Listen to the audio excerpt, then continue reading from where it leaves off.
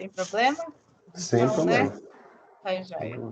Então, eu agradeço aí, Vicente, você, que eu falei com você primeiro, né? Por ter aceitado.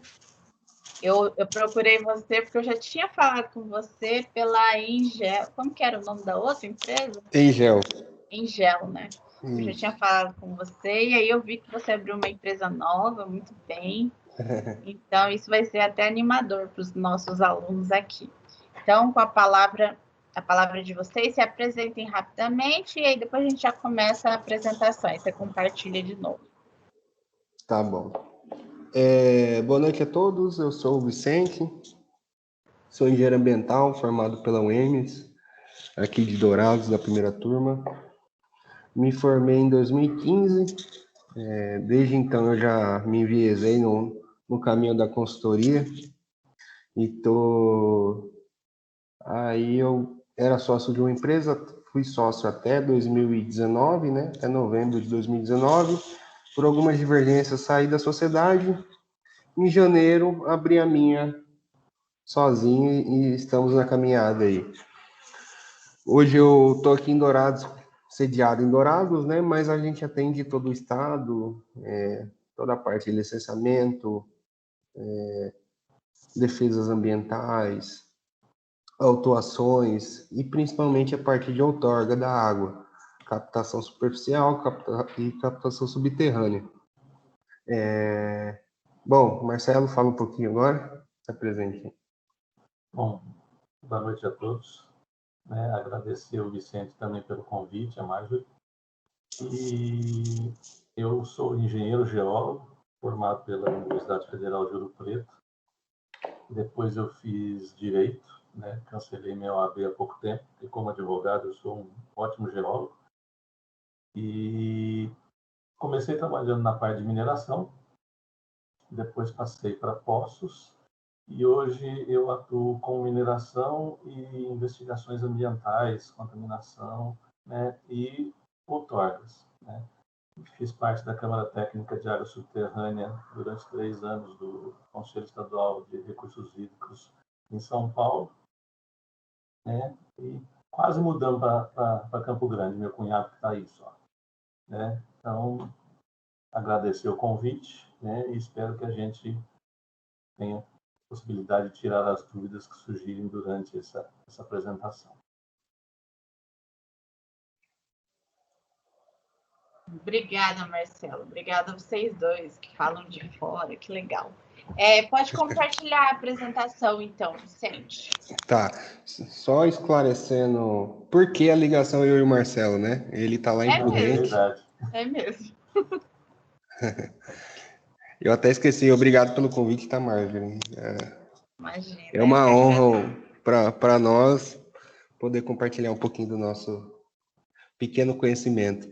Mas o Marcelo, é até engraçada a nossa história, que a gente é parceiro já faz alguns anos já, e graças à bendita evolução da internet, evolução do WhatsApp, possibilitou a gente ter a parceria que a gente tem hoje, né? E nós somos parceiros, apesar do engenheiro ambiental não ter atribuição para algumas coisas, né? Principalmente captação de água subterrânea. A nossa formação ela se complementa e é uma coisa que é fundamental para quem quer entrar no mercado de trabalho, que é a parceria, né? Que hoje todo trabalho ele é multidisciplinar. Muito, muito difícil você conseguir prosperar sem ter parceiros, sem ter amigos que dividem o trabalho, seja a parte boa, seja a parte ruim, enfim. Então é essa a nossa ligação. A gente, por acaso, acabou se tornando amigos, tornou parceiro de trabalhos e estamos aí com vários trabalhos em andamento no Mato Grosso do Sul. Tá compartilhada? Tá compartilhada, aparecendo. Só manda bala. Beleza. Vamos lá. Bom, primeiro item, né? Outorga, tão falada outorga, tão comentada aí ultimamente, que é o terror de muitos empresários e muitos produtores rurais, que é a outorga. A outorga é um instrumento já antigo, né, da Política Nacional de Recurso Hídrico. Desde 97 ela foi instituída. Outros estados, como o Paraná, como São Paulo, já fazem, já tem o procedimento de outorga há mais tempo do que o Mato Grosso do Sul. O Mato Grosso do Sul começou em 2016, 2015 para 2016. Depois da instituição da Política Estadual de Recurso Hídrico, né, que foi em 2002. Só que como começou a ser de fato cobrada após o decreto estadual, que trouxe toda a normatização e trouxe o manual de outorga e trouxe quem tem que fazer, quem não precisa, quem é isento, enfim, que a gente vai falar um pouquinho hoje. A outorga, ela define quem pode e quem não pode usar, quanto usar e aonde usar água dentro do estado do Mato Grosso do Sul. Hoje já não é possível você sair furando poço à torta e à direita do jeito que você quiser. Tem toda uma normatização, tem todo um protocolo a ser seguido, tem todo um procedimento a ser seguido. E a outorga no estado do Mato Grosso do Sul vem com uma série de requisitos e pendências que devem ser atendidas. Quem cuida de todo o processo de outorga hoje no MS é o IMASU, Instituto do Meio Ambiente do Mato Grosso do Sul, né? Somente em casos de rios de domínio federal, que seriam de rios de divisa entre estados, que quem entra na organização disso é a Agência Nacional de Águas, beleza? Então, como eu falei, legislação principais: Política Nacional de Recurso Hídrico, a Lei 9.433, Política Estadual de Recurso Hídrico, a 2.406, e o que trouxe parâmetros e o procedimento de como fazer a outorga, que é o Decreto 13.990, que trouxe junto o Manual de Outorga. A outorga é uma autorização concedida pelo Estado, né, como eu falei, nos rios de domínio estaduais, e para o uso da água será utilizada de rios, lagos, córregos e das águas subterrâneas. Nesse caso também entra lançamento de efluentes de estação de tratamento, de efluente industrial, enfim, também entra nesse manual de outorga. E quando o rio é de domínio federal, aí partimos para a ANA. Eu vou falar bem rápido porque o assunto é bem extenso, tem muita coisa para falar, e se a gente fosse aprofundando, não vamos ter tempo hábil aqui para conversar. E qualquer coisa você pode me interromper, tá? Se eu estiver falando muito rápido. Fica tranquilo, tá tudo certo. Temos um rio aqui de domínio federal, né? O Rio Paraná, de um lado Mato Grosso do Sul, do outro lado São Paulo. Esse é um caso de rio onde quem rege as leis é a Agência Nacional de Águas. Aqui tem o nosso belo Rio Amambaia, uma imagem que foi tirada até por mim há um tempo atrás, que é um rio de domínio estadual, portanto, ele está no guarda-chuva do IMASU, né, de cuidados, enfim. Vamos lá. A outorga, para que ela pode ser solicitada? Para algumas finalidades. Não é assim, para que você quer usar, para que você precisa de uma outorga hoje? Não sei, eu vou tirar e depois eu vejo. Não, hoje tudo tem que ter um esclarecimento antes de você, de fato, pedir a outorga. Você tem que definir se é para abastecimento humano, se é para dessedentação animal, que hoje no nosso estado é a maior demanda é essa, né? Seja para gado, seja para aves, seja para suínos, que a gente tem bastante aqui, a gente atende bastante na região. Para irrigação, que o nosso estado está tendo uma demanda bem alta para irrigação. Indústrias, frigoríficos, indústria da madeira, enfim, todo tipo de indústria que precisa de água, usinas, enfim, entra também como uma finalidade de uso específica.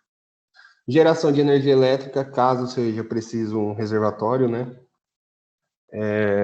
Preservação ambiental também, paisagismo, lazer também é bem utilizado no estado, seja para ornamental, enfim, e navegação. Um exemplo de abastecimento, né?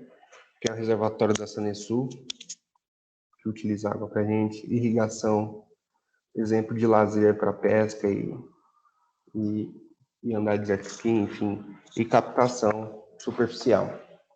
Eu vou falar um pouquinho das águas superficiais e depois o Marcelo fala mais sobre a água subterrânea, que é a especialidade dele. Hoje, a água superficial, para você fazer o pedido da outorga, né? Fazer a solicitação de outorga junto ao órgão, para você conseguir a permissão, tem uma série de estudos, uma série de análises que tem que ser feita antes da solicitação. Primeira coisa, você tem que fazer a análise hidrológica do rio que você quer captar, da barragem que você quer fazer captação. Essa análise, ela vai desde aspectos geológicos, aspectos hidrológicos, estudo de bacia, certo? O pessoal aqui é da engenharia ambiental, né? De que ano que eles são? Estão em 8º e 9º semestre, estão acabando já. Ele já deve ter visto alguma coisa sobre QGIS, enfim, delimitação de bacia. Tem alguns que vão ver esse semestre. Ainda Então, tem alguns que não viram. Vai ser uma ferramenta importantíssima aqui para análise hidrológica. E aí que você define as vazões que você vai precisar, se aquele corpo hídrico ele vai suportar o que você precisa, que também não é assim, eu preciso de 1.000 metros cúbicos por hora. Não é qualquer rio que vai sustentar isso, entendeu? E o IMASU não vai liberar, assim, o que você pedir. Tem todo um estudo, tem todo um critério a ser seguido. Metodologia. Eu vou passar bem básico em cima disso aqui. Quem quiser, depois eu vou mostrar o manual de outorga. Quem quiser ler, se deliciar, são 93 ótimas páginas de leitura, que a demanda no mercado hoje está muito boa para isso. E quem se apaixonar por aquele manual e quem dominá-lo, com certeza vai ter muito sucesso financeiro aí no futuro.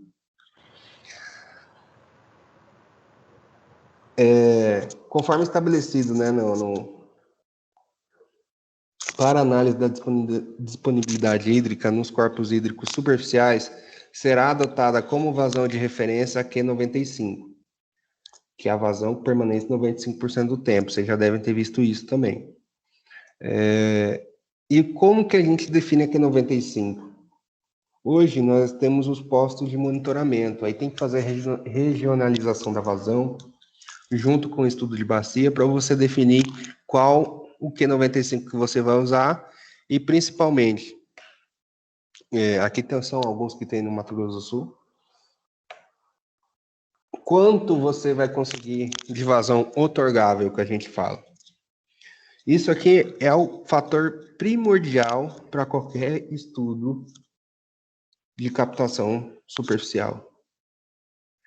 Se a vazão que você precisa para tocar qualquer projeto estiver acima da vazão máxima outorgável do rio, do corpo hídrico, o seu projeto está fardado ao fracasso. E você não tem viabilidade econômico-ambiental nele. Esse é o principal fator. Que para uso consultivo, você só pode usar até 20%, e uso individual consultivo, 20% da sua Q95 por ponto de captação. E no máximo 70% no corpo hídrico. Ou seja, se você tem uma fazenda num rio Qualquer rio. Rio Aianduí, vamos dizer, aí perto de Campo Grande. E o seu vizinho, a montante, ele já fez o uso da vazão máxima outorgável, você não vai conseguir a outorga para a vazão que você precisa. Então, o projeto, por mais lindo e financeiramente viável que você tenha, ele vai se tornar inviável porque você não vai ter disponibilidade hídrica. E junto com isso aqui, vem uma série de estudos, tá? Eu estou falando bem grossamente, depois eu posso até mostrar algum estudo aqui. Mas o principal para você iniciar um projeto é fazer o cálculo, estudo de viabilidade hídrica. Nesse caso de vazão de captação superficial. E para lançamento de efluente também equivale a 50% da Q95, que você pode lançar em corpo hídrico. Então, recapitulando. Para captação superficial, estudo primordial, estudo de viabilidade hídrica. Nele você tem que fazer regionalização da vazão, você tem que fazer o cálculo da sua bacia, você tem que fazer o cálculo da Q95, você tem que fazer o cálculo da declividade da bacia e você tem que fazer o cálculo da área da bacia, lógico, e em cima do seu Q95, do seu posto de monitoramento mais próximo, você fazer o cálculo da vazão outorgável. Então, são uma série de passos e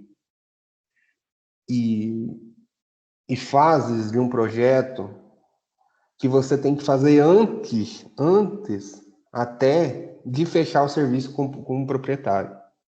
Ou de deixar ele fechar, por exemplo, a gente trabalha muito com pivô de irrigação. E são projetos muito grandes, de valores acima de milhões de reais. E então você tem que fazer isso tudo antes do cara fechar um negócio com uma empresa dessa de venda de pivô. Para não deixar ele ter prejuízo e não deixar lá na frente, não tem... Já aconteceu de empresas, eu já ouvi falar aqui, até sei de um projeto aqui próximo. O cara fechou com a empresa dos pivôs, projeto maravilhoso, um valor altíssimo, e a empresa responsável pelo licenciamento não fez o cálculo de viabilidade hídrica e solicitou a outorga ao Imaçu. E ele pediu lá 400 metros cúbicos hora, o Imaçu liberou 80. Então, um projeto que o cara pensa em gastar 2 milhões, vai para 3 milhões, porque ele tem que fazer um grande reservatório para ele ter uma grande acúmulo de água para ele aguentar sustentar os pivôs que ele tem. Entendeu? E dentro disso entra também viabilidade ambiental, florestal, ver se tem que fazer supressão, ver se não tem, ver como que está a área da pessoa, se tem que fazer regularização, se tem que fazer CAR. E aí entra todo o nosso leque de serviço, toda a nossas atribuições. É um exemplo de captação superficial, feita por uma bomba numa balsa, né? Um projeto muito legal. Lançamento de efluentes, que é uma modalidade de outorga também, superficial, no caso, o lançamento, que deve ser feito um estudo tão interessante quanto de viabilidade, que é o de autodepuração do córrego. Nós temos que pegar um trecho de onde vai ser lançado esse efluente e fazer o cálculo se esse córrego ele suporta aquela carga de DBO, aquela carga de DQO, que vai ser lançado naquele trecho. Seja por uma estação de tratamento de esgoto, seja por uma estação de tratamento de efluente industrial e N outras, sejam a piscicultura intensiva, e esse é mais uma modalidade de uso. E barramento. chegamos ao barramento, que é o meu preferido. O barramento, ele é uma modalidade de outorga à parte.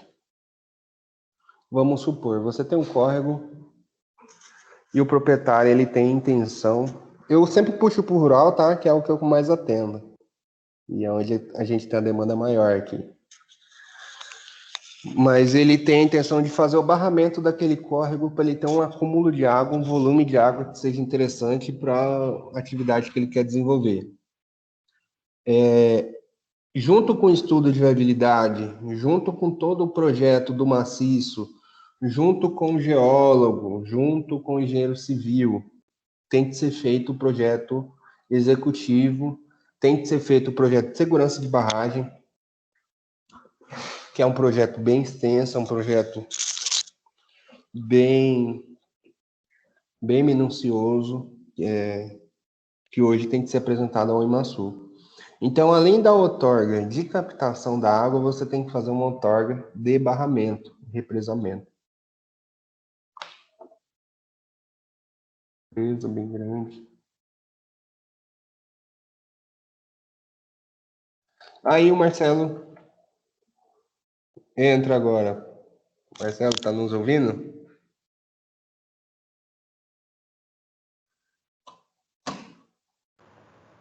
Marcelo tem que abrir seu microfone. Será que ele saiu?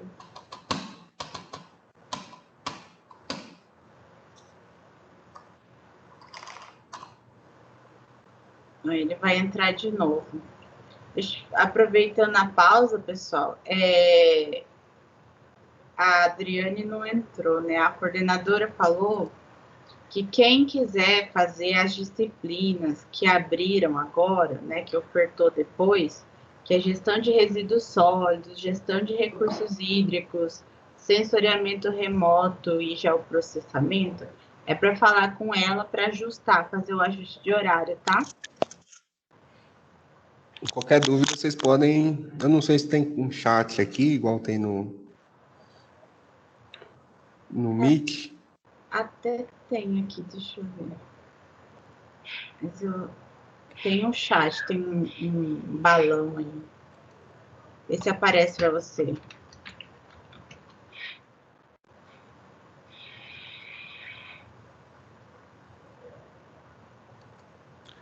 Eu saí para dar tempo da coordenadora dar o recado, tá? Não foi por engano que eu apertei o botão de saída, não, tá?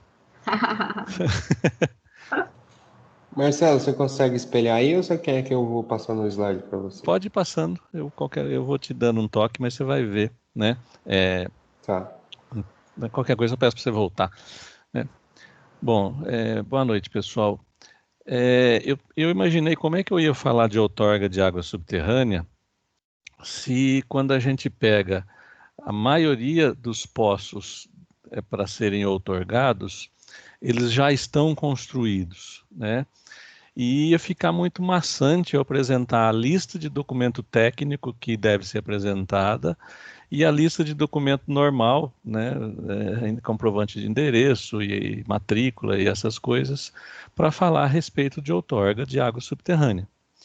E tem muita coisa que envolve a água subterrânea que vem se a gente não tiver um embasamento no início, a gente vai ficar sem saber o que fazer e principalmente qual é o motivo daquela exigência do órgão ambiental, né? Então eu resolvi falar primeiro da onde vem a água subterrânea, né? Para a gente já acostumar com os termos hidrogeológicos, no caso não hidrológicos, para que a gente possa entender qual a razão do órgão licenciador de exigir aquela documentação técnica pertinente, né? Então, diferente do corpo hídrico de um rio, de um córrego, de um açude, a gente não vê a água subterrânea, né? E principalmente não dá para saber se ela está contaminada, se ela é boa, né? E qual a quantidade dela, né? Por quê? Porque ela vem de uma formação geológica que a gente está careca de saber, né? De aquífero. Mas o que é tecnicamente o aquífero, né? É uma formação geológica que tem água suficiente, né, para que possa ser distribuída, e principalmente permeabilidade suficiente para que essa saia da onde ela está e chegue até a superfície. Então nós temos o arenito, né, e alguns arenitos têm a porosidade muito pequena e outros têm a porosidade muito grande, né? E se a gente for estudar qual é o motivo, por exemplo, na região de Nova Andradina, né? Lá o aquífero é o Bauru, que são arenitos, né? E na região de Campo Grande nós temos o aquífero Botucatu, conhecido mundialmente por aquífero Guarani, que também são arenitos, né? Por que um dá até 15, 30, 20 mil litros, até 30 mil litros de água por hora, e o outro dá mais ou menos 500, 600 metros cúbicos por hora, né? Porque o arenito do aquífero Bauru, ele vem da areia de mar, areia de rio que caiu no mar. E no caso do Guarani é areia de deserto, que os grãos de areia são muito esféricos e o espaço entre os grãos são maiores. Então o acúmulo de água e a transmissividade de água são muito maiores no aquífero Guarani do que no aquífero Bauru, né? Então, voltando à parte de água subterrânea. Vocês com certeza já devem conhecer o ciclo hidrológico, né? A gente aí é só uma informação, mas agora nós vamos ver o que acontece na parte subterrânea do ciclo hidrológico. Passa mais um, Vicente.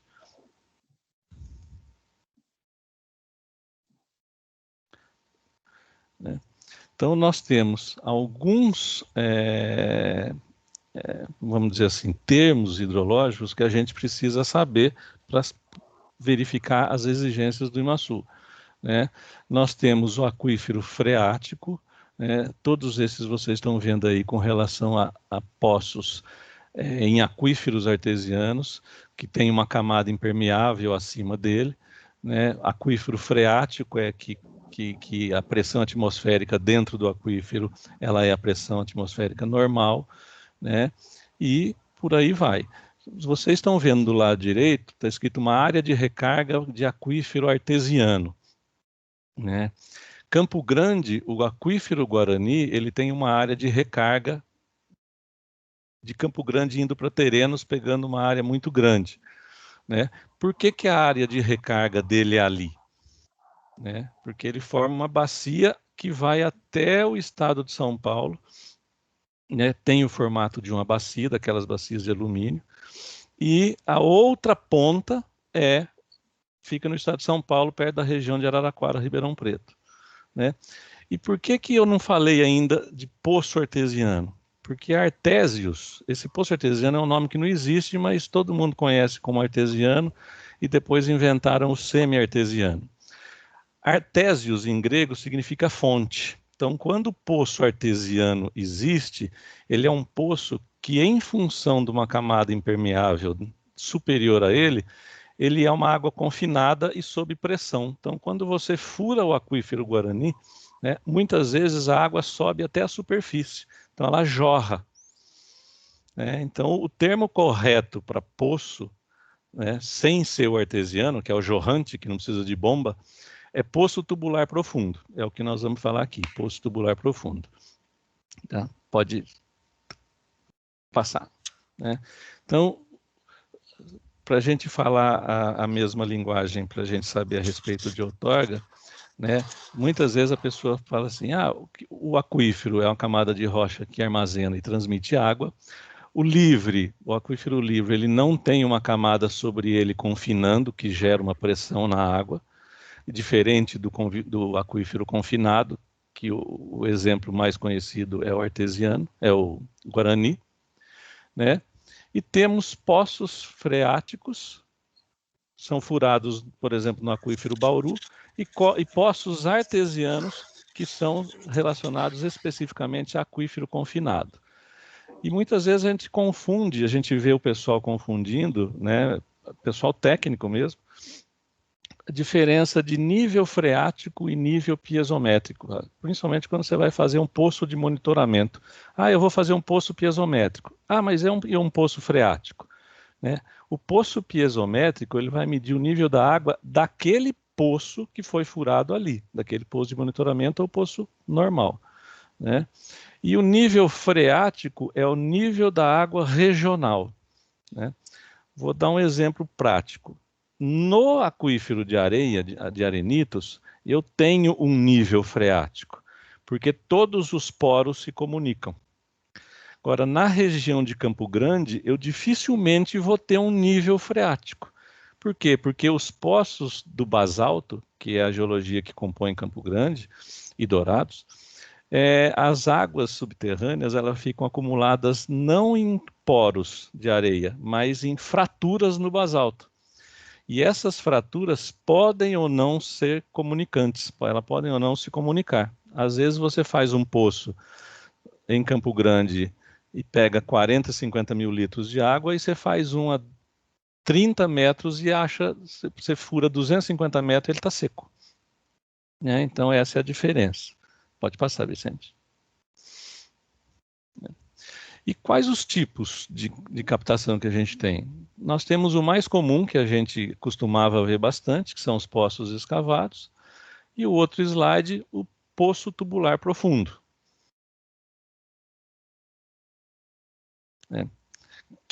O que é esse poço? É uma obra de engenharia, não é os buracos que são feitos à torta e à direita no país inteiro, né? Estima-se que 60% a 70% dos poços ainda perfurados não têm licença e principalmente não tem projeto.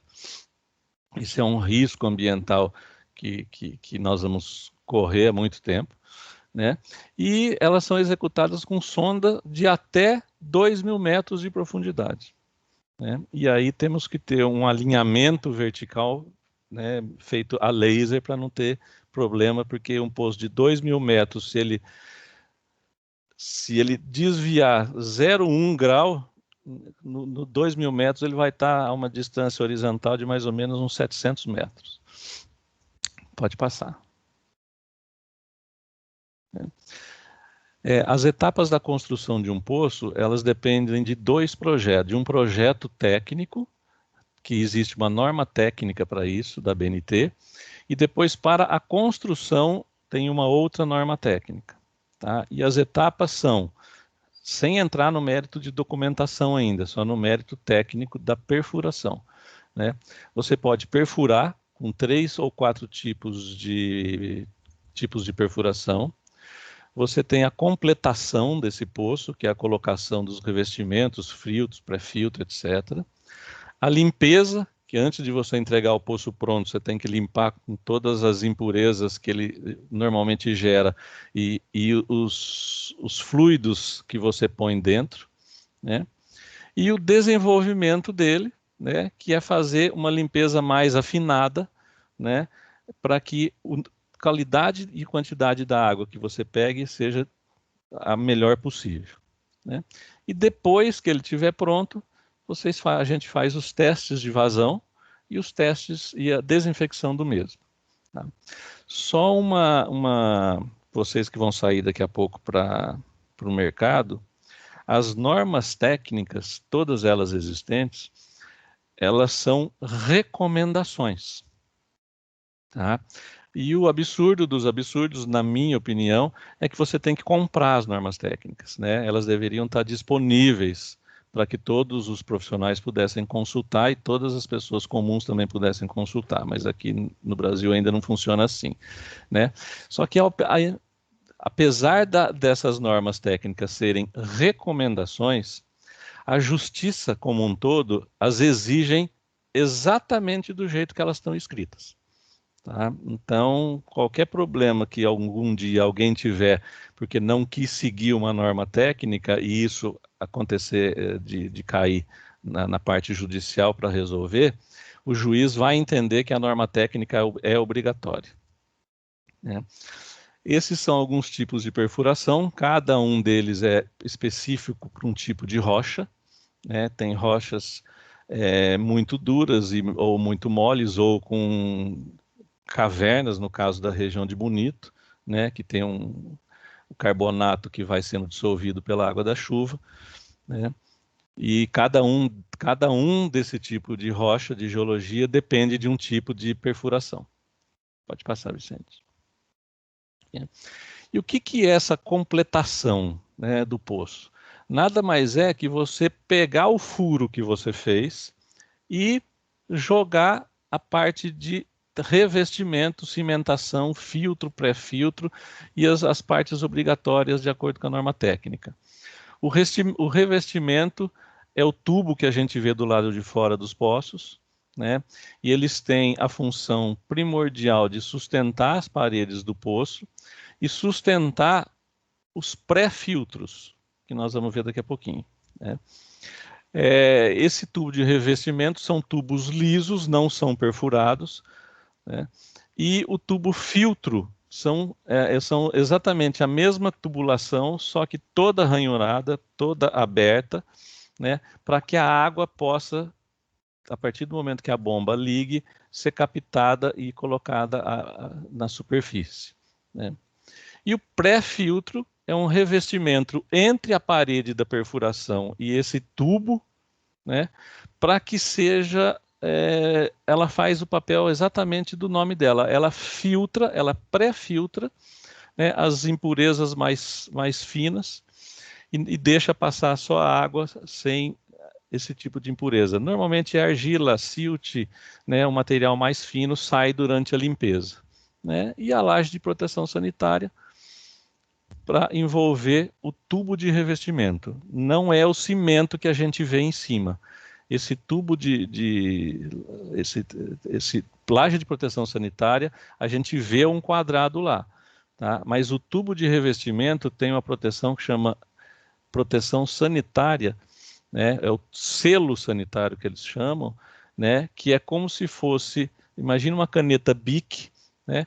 O poço é a parte azul de dentro da caneta e o selo sanitário é a parte transparente.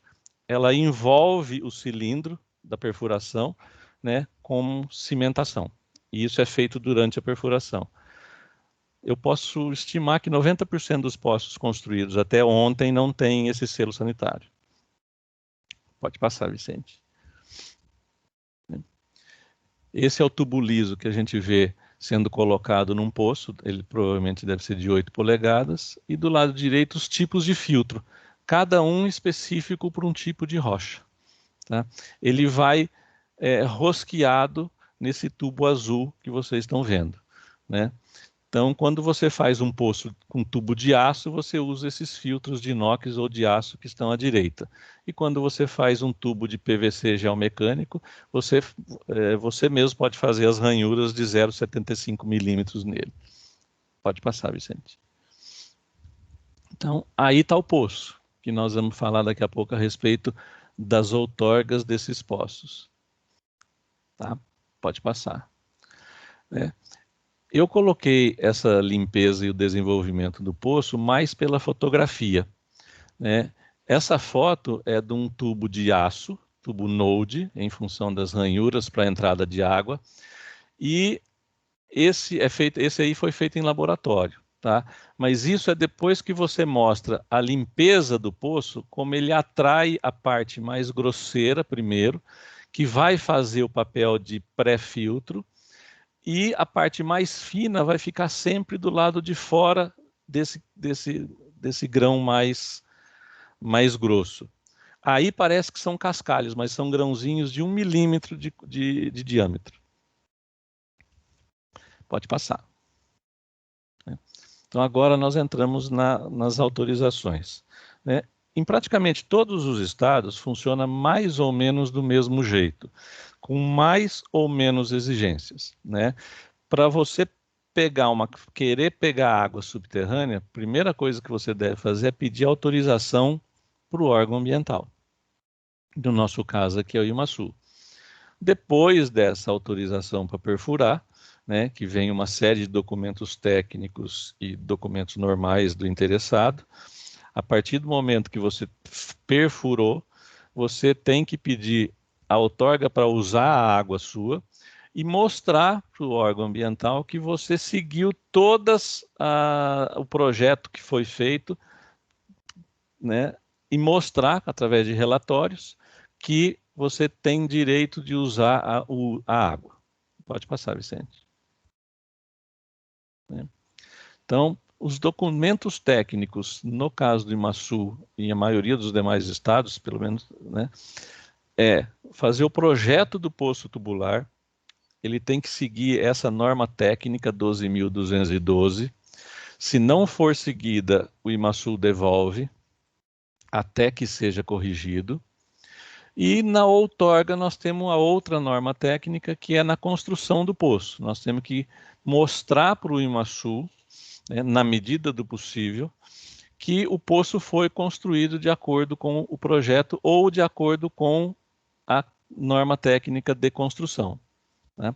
Ela foi alterada em 2017 e algumas coisas mudaram, né? E no caso do Imaçu, né, para sair a autorização de perfuração, nós temos que fazer a avaliação hidrogeológica. É muito igual, é muito parecido com o que o Vicente falou a respeito do estudo de viabilidade, né, para implantação, para captação de água superficial. Nós temos que mostrar como vai ser tirado, por que eu acho que vai dar aquela vazão, né, qual é a geologia do local, apresentar o projeto técnico e o perfil esquemático desse projeto. Pode passar, Vicente. E esses são os documentos, são 16 documentos que o órgão ambiental exige, né? Os 5 primeiros eu falei no slide anterior, e dos 6 até o 16º, a gente precisa mostrar para o Imaçu tudo isso aí, toda essa documentação, para que ele autorize a perfuração. Isso mostra porque que 90% dos poços pelo menos estavam sendo perfurados, sem nenhum tipo de controle do órgão ambiental e sem nenhum tipo de controle para salvaguardar a qualidade de água da água subterrânea. O Vicente falou no começo, né, que por que a gente vê toda a outorga que a gente faz, todo orçamento que a gente dá, primeira coisa, a gente escuta dar uma de psicólogo, a gente escuta a reclamação do cara que está sendo obrigado, segundo ele, a fazer essa documentação, né? Só que no estado de São Paulo, no estado de Minas Gerais e do Paraná, a outorga já existe há mais tempo e ela está resolvendo muito conflito de água, né? O uso começou a ser feito indiscriminadamente e um usuário está pegando a água do outro. E tem muito processo judicial, né, justificando justamente essa parte. Olha, eu tenho outorga, eu tenho o direito de usar. A pessoa que fez um poço próximo do meu, com uma bomba maior, e está tirando a água do meu poço, o órgão ambiental tem tamponado esse poço, né, mediante determinação judicial. Aqui no Mato Grosso do Sul isso ainda não tem acontecido, né, mas na região do Vale do Paraíba, em São Paulo, isso tem acontecido e muito. Conflito de água, né, porque é o cinturão verde da cidade de São Paulo e os rios são normalmente os rios de competência da ANA, né? Então isso está dando muito problema. Pode passar, Vicente.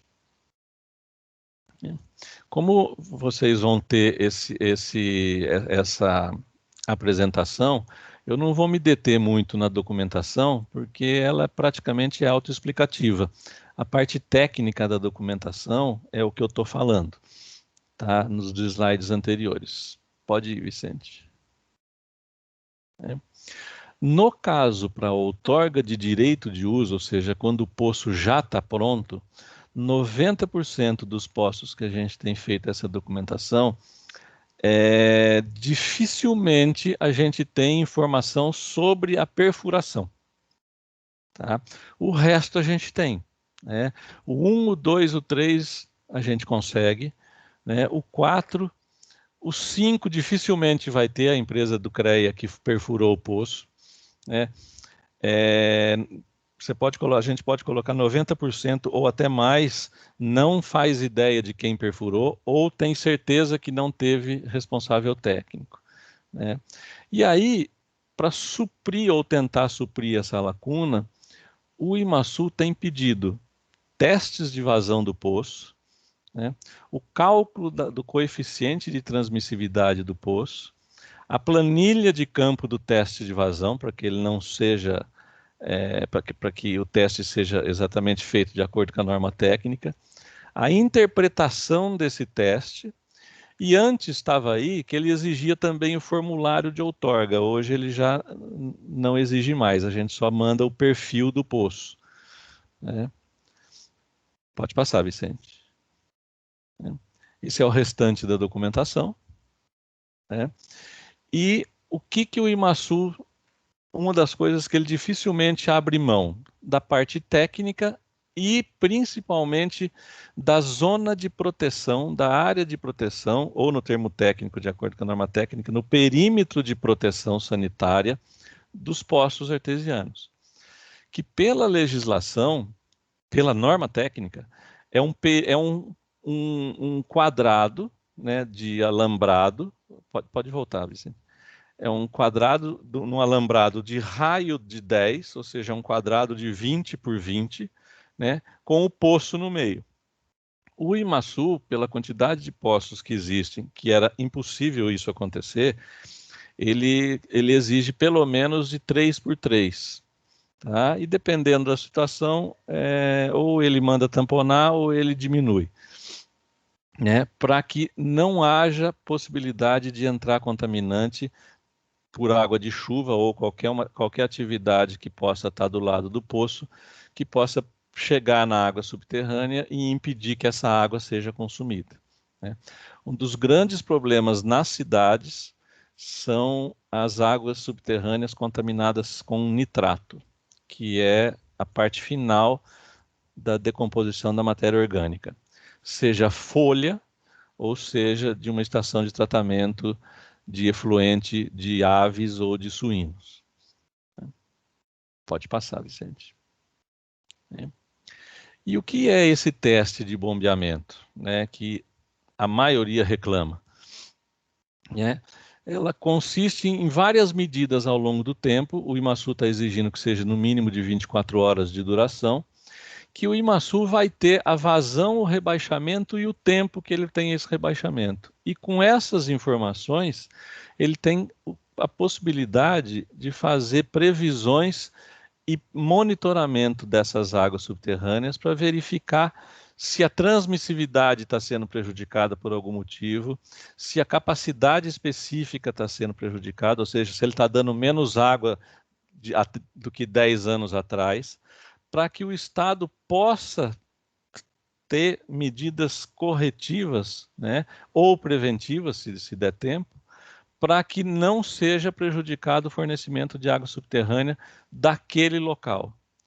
Porque se acontecer uma contaminação no aquífero Guarani, é impossível descontaminação. Não só no aquífero Guarani, como em qualquer aquífero. Você não consegue descontaminar a água subterrânea de um aquífero. Você vai conseguir descontaminar de um nível piezométrico, daquele pedacinho de água que pega o poço artesiano. Pode passar, Vicente. E ele, por enquanto, ele está exigindo teste de produção e não o teste do aquífero. O teste de produção, ele vai determinar só a vazão de exploração, né? Ou seja, quanto que a pessoa gasta, qual o nível dinâmico, e isso tem função da bomba que ele põe. Já o teste de aquífero, eu preciso de 2 poços, não necessariamente próximos, né? Aí eu vou caracterizar as capacidades específicas, a transmissividade, né? E a diferença dessas duas, que é o S. tá? Para verificar se esse aquífero está tendo algum problema ou não com relação ao fornecimento de água, ou se esse fornecimento de água é em decorrência do poço do vizinho. E com isso, o órgão ambiental tem condições de evitar uma problemática do nível da água que depois de um certo tempo não seja mais possível de ser resolvido, né? Pode passar, Vicente. Então, esse S que nós estamos falando, né, nós vamos conseguir determinar a perda da carga do aquífero e não mais do poço, tá? A gente consegue identificar o aquífero, como que ele está se comportando com a superexplotação ou não, né? Por enquanto, esse teste de produção é o que o IMASU tem pedido. Ele quer saber as características hidrodinâmicas e hidráulicas daquele poço, e não do aquífero ainda, né? Em Minas Gerais, você não consegue fazer uma outorga se você tiver um poço a 500 metros de outro. Ele vai pedir ao teste de interferência de um poço no outro. Então, Minas Gerais, ele já está pedindo o teste de produção e o teste do aquífero. Pode passar, Vicente.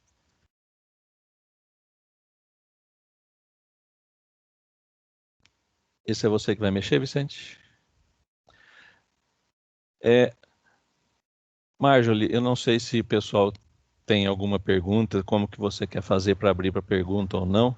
Pode, pessoal, se vocês quiserem perguntar durante a apresentação, pode perguntar. Ou durante as pausas, igual agora, também.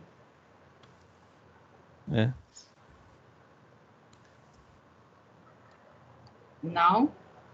É que é muita informação num pouco espaço de tempo. Ô Marcelo, os poços lá em São Paulo, estado de São Paulo, no mapa, quando você põe no mapa, é uma coisa assim horrorosa, né?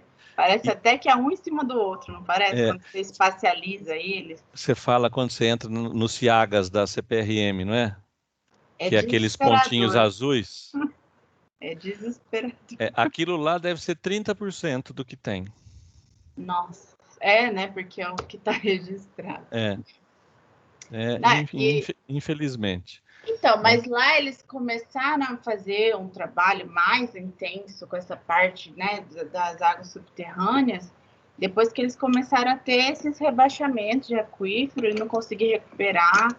E aqui a gente já está fazendo um pouco antes, né? A gente está... Já. E tem um estudo do Instituto Geológico e pessoal da USP, que o nível do aquífero Guarani, na região de Ribeirão Preto, ele abaixou, em função da superexploração, 100 metros. Uhum. Então, quem tinha poço de 120 metros, o poço secou. Uhum. Então, hoje, em Ribeirão Preto, quem que controla poço artesiano? Eu vou falar poço artesiano, que é mais fácil da gente entender.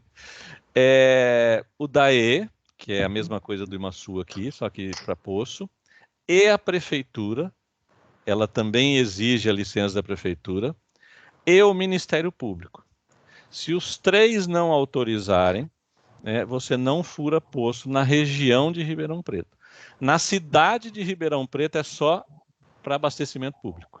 Sim. E a parte do mesmo jeito que Ribeirão Preto é no aquífero Guarani, Campo Grande também está no aquífero Guarani na mesma posição. Uhum. E tem a questão da Sanesul, né, Marcelo? Que urbano hoje está quase impossível você conseguir furar um poço. Então, e até os poços que já eram ativos, né? O que a gente conhece aí, tem um monte de gente que na casa tem poço. Se passa a linha de abastecimento público, não tem que fechar o poço, não tem? Tem que tamponar. Tá no decreto isso. Tem que tamponar, e aí, eu acho isso muito justo. Eu também acho. Só que aí o pessoal vai falar, não sei que alguém... mas também eu também não sei como funciona. Denúncia, eu não sei como funciona isso. Na área rural, quem você notificar, você pode fazer uma notificação, você pega todos os CAR. Você pode fazer uma notificação por mala direta. Você coloca assim, regularizar a situação dos recursos hídricos. Não precisa fazer mais nada. Porque você tem ou captação de represa, ou de córrego, ou de rio, ou de poço. Você está na área rural, não tem jeito de escapar. Né? Ou você pega do solo, ou do subsolo, ou cai da chuva. Não tem outro jeito de você ter água. Né? Agora, na cidade, você só pode fazer poço para usos que não seja consumo humano. Consumo humano você tem que usar Sanesul.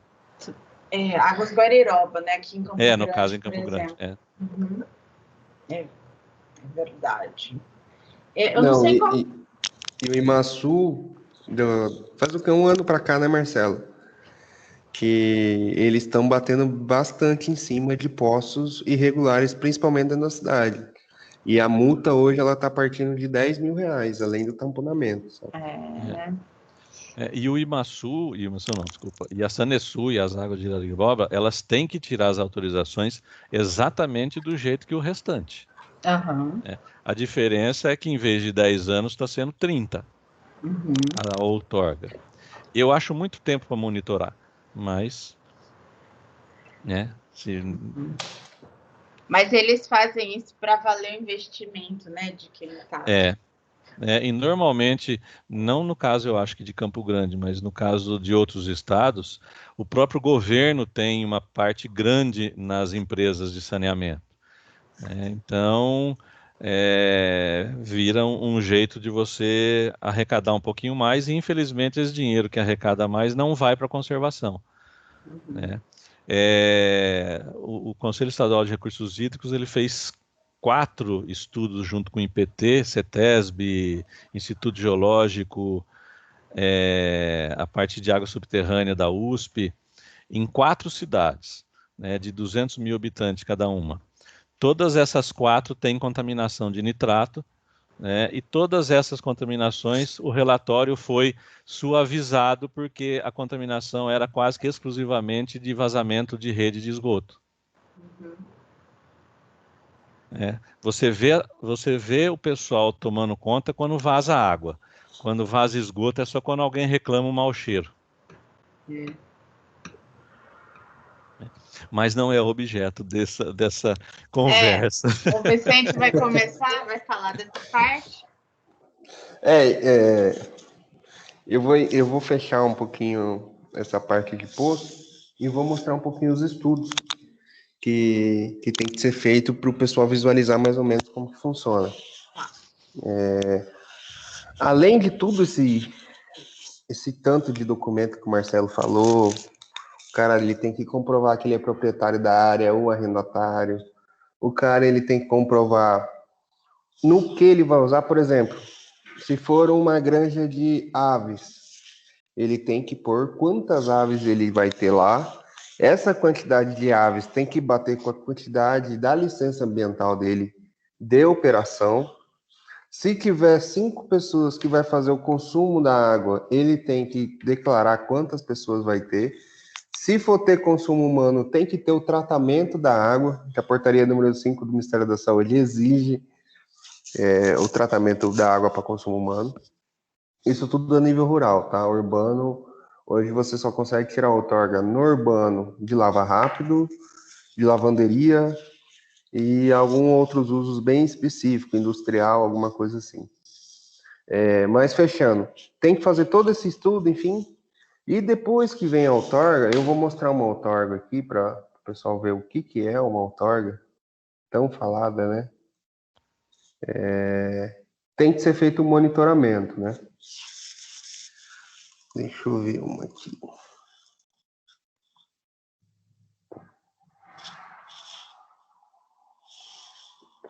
Fechou a minha...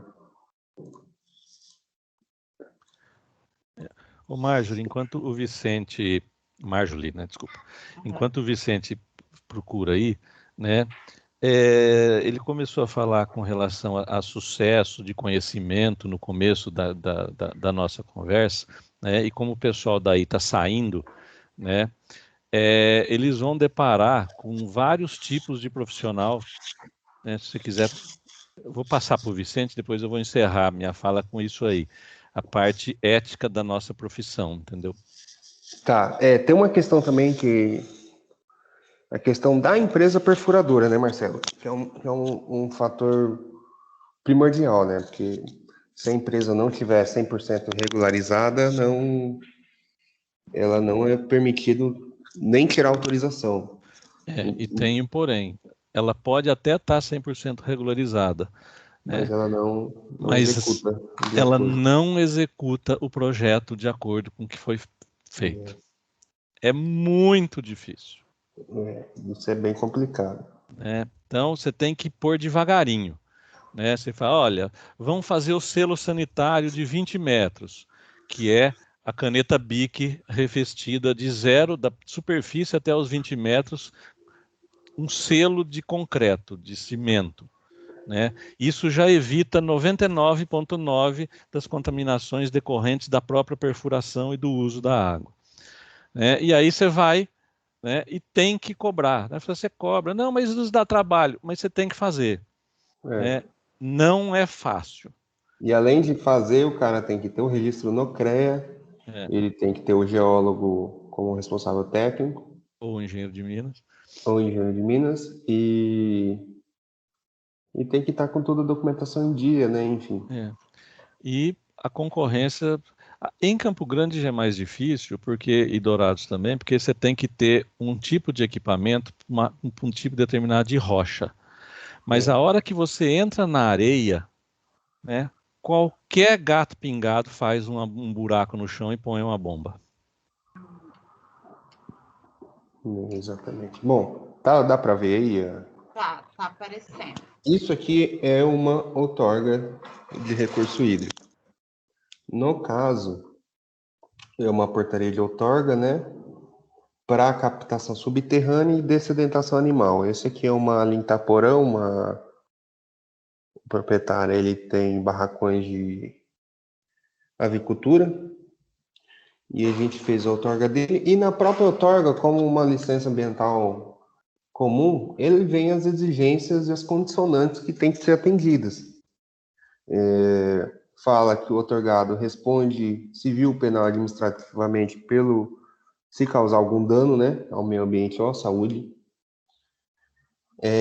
Deverá manter essa outorga lá no local, tem que ter um mural no escritório da granja. Está sujeito à fiscalização a qualquer momento, mas a gente está, acho que há 2, 3 anos trabalhando com a outorga desde o início, a gente quase não vê fiscalização. Muito difícil. Praticamente impossível, E aqui onde eu queria chegar, encaminhar o relatório anual de monitoramento. Isso aqui, gente, vai ter uma demanda absurda daqui para frente para engenheiro ambiental, para engenheiro de minas, para geólogo, enfim. Porque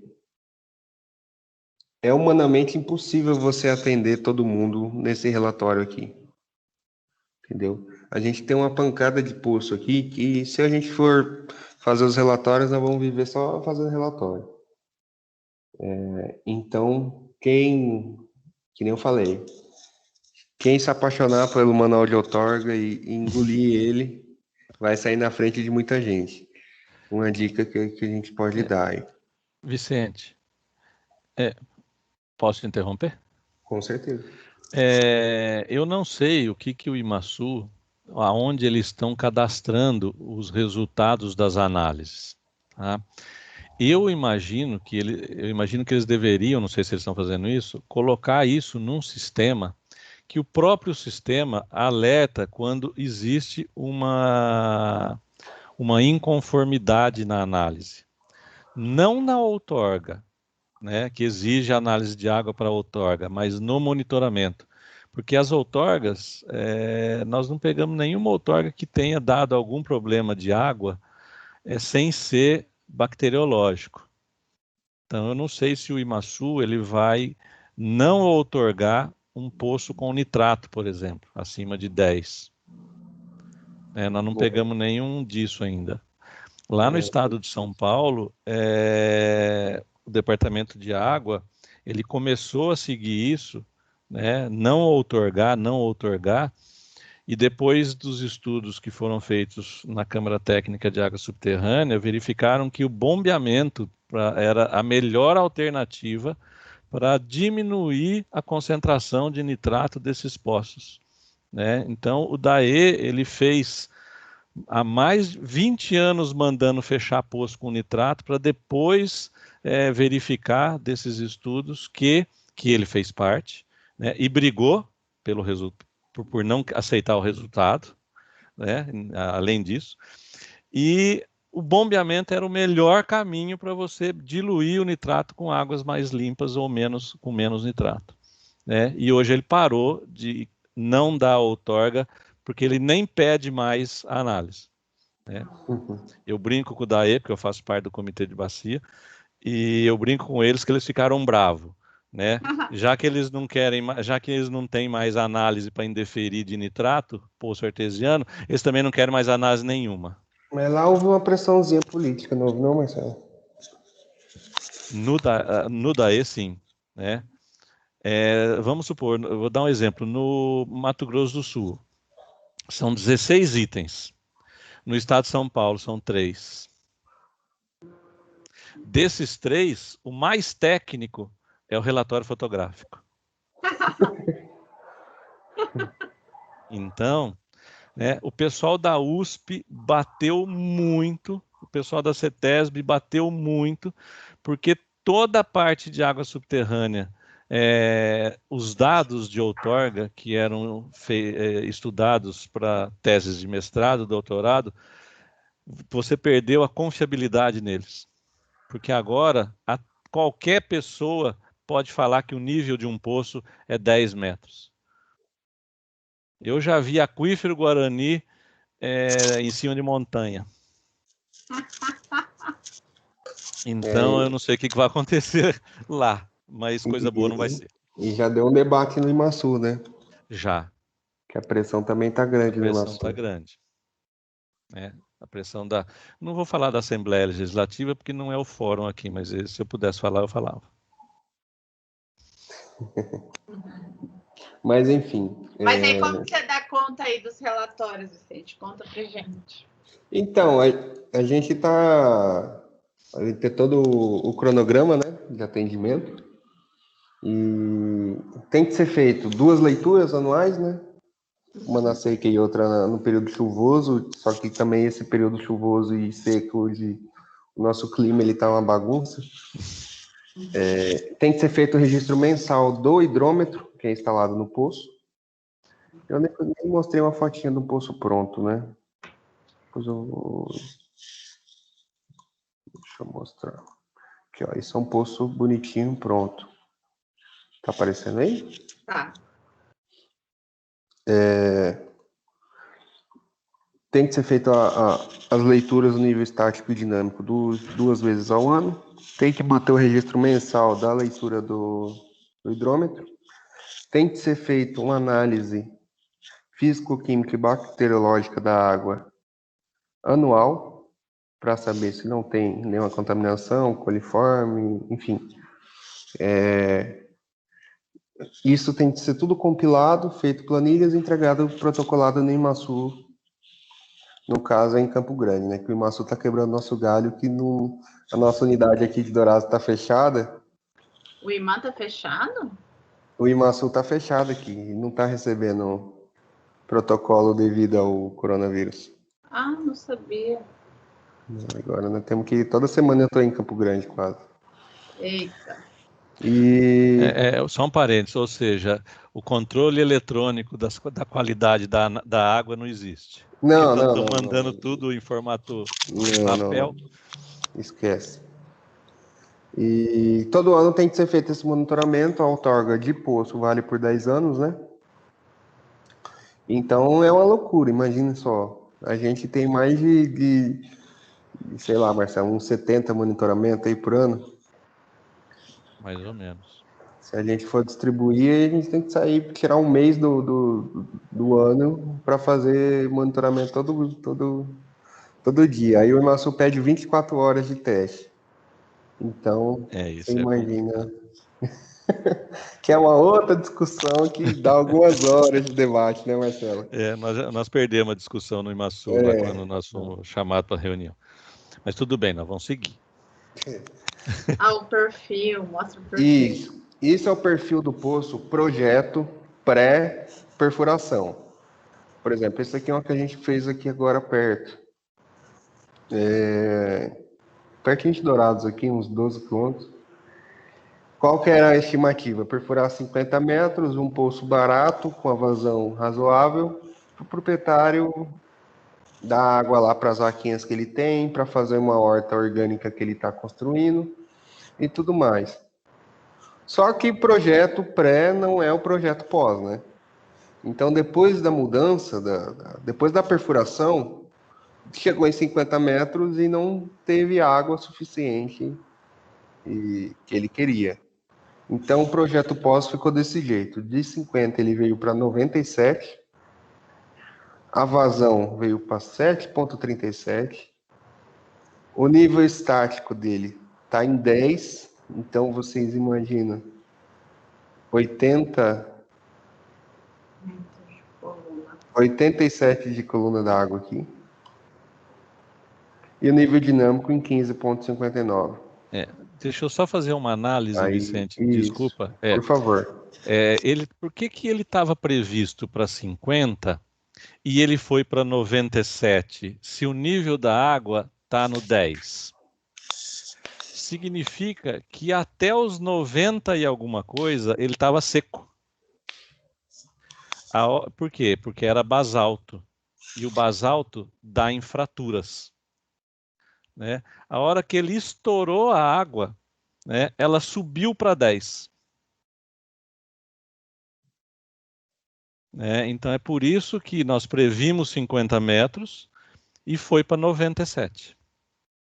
Porque até os 90 e alguma coisa, eu não lembro, está na planilha de perfuração, não tinha água.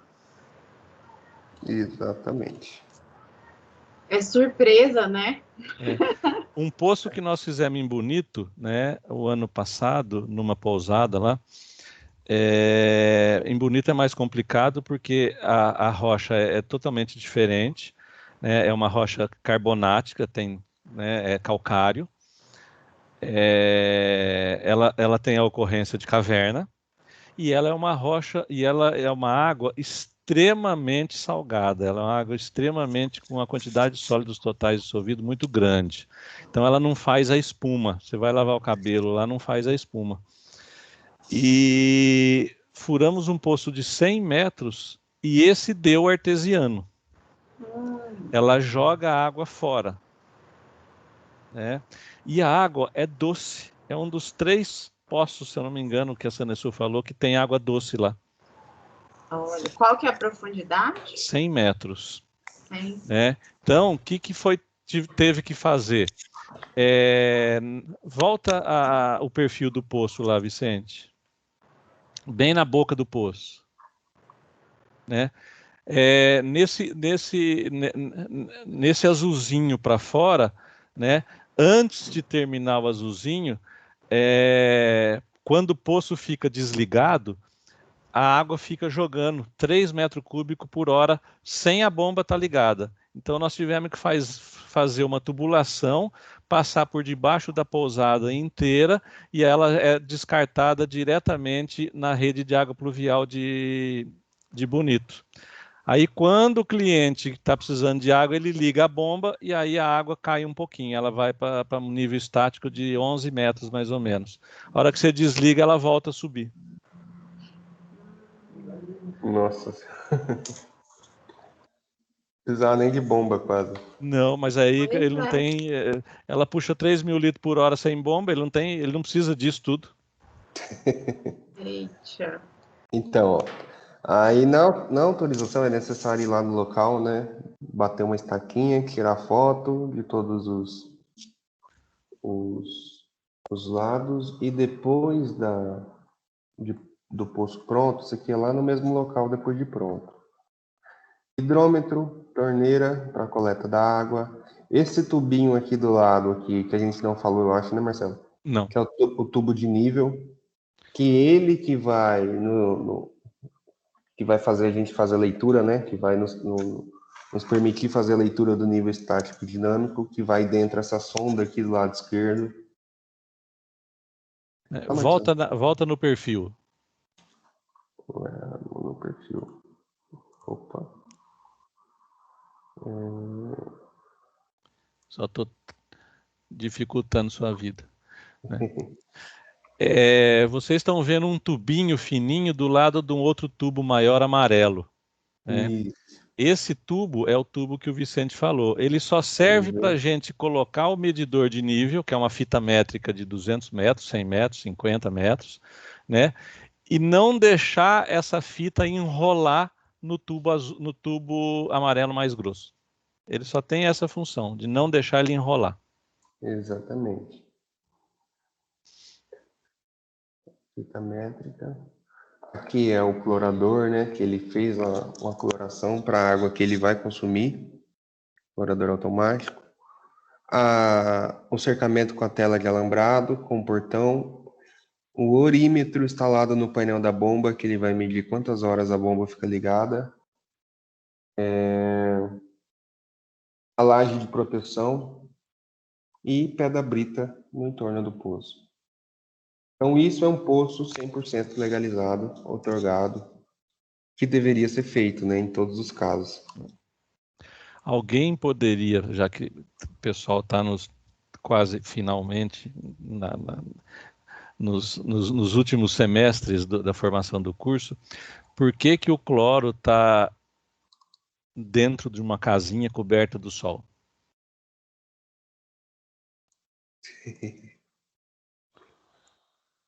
Vale um ponto, Marja? Vale 100 pontos. É que aqui a prova vale 1000. Vale 100 pontos. Tá. É porque o cloro reage com o sol e perde o poder desinfectante dele.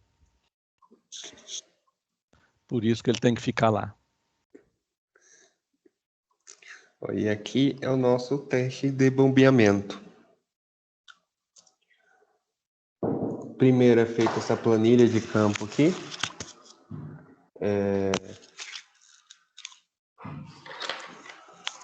Planilha de campo é feita lá no local, né? Com a medição da fita métrica que o Marcelo falou. E depois a gente traz isso pro teste no Excel.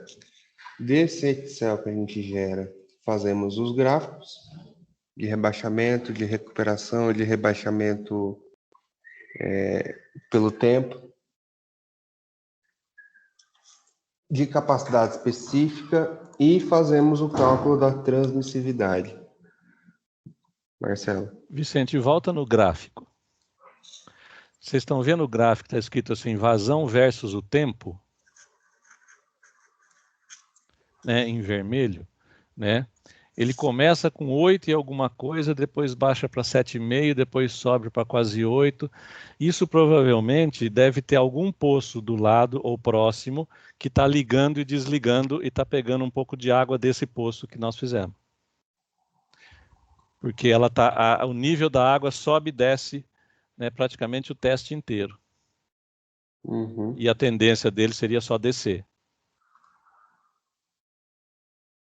Exatamente. Bom, vamos ver aqui. Tem algum caso específico que você lembra, Marcelo, interessante da gente?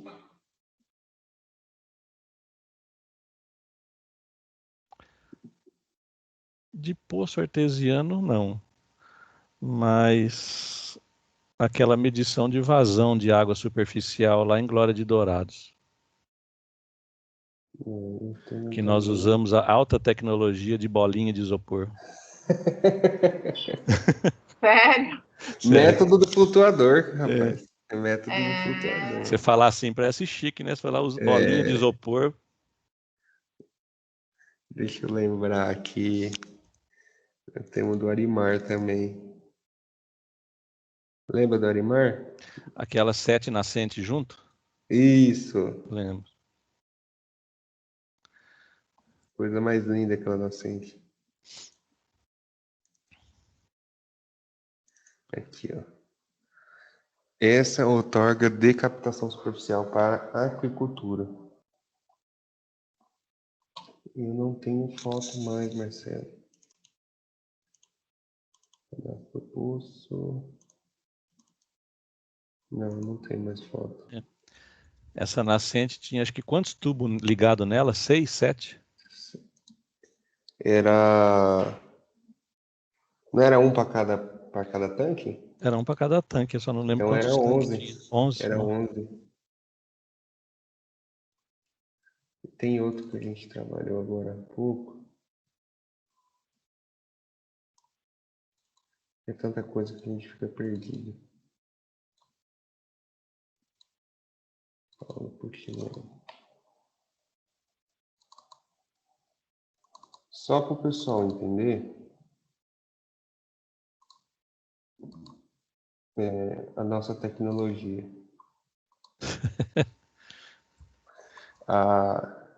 Você tinha falado dos pontinhos de outorga, Marlene. Dá uma olhada como está o nosso estado. Poxa, e eu falando de São Paulo. Então, esse aqui é um portal de informações de geoposicionamento de Mato Grosso do Sul. Aqui a gente tem captação subterrânea outorgado, pontinho redondo azul. Não dá para desativar os outros, né? Ou dá?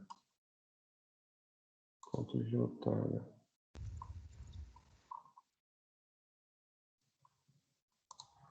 Não dá.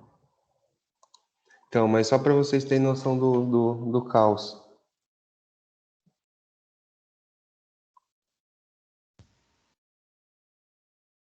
Essa região aqui mais tumultuada, esses montes de azulzinho.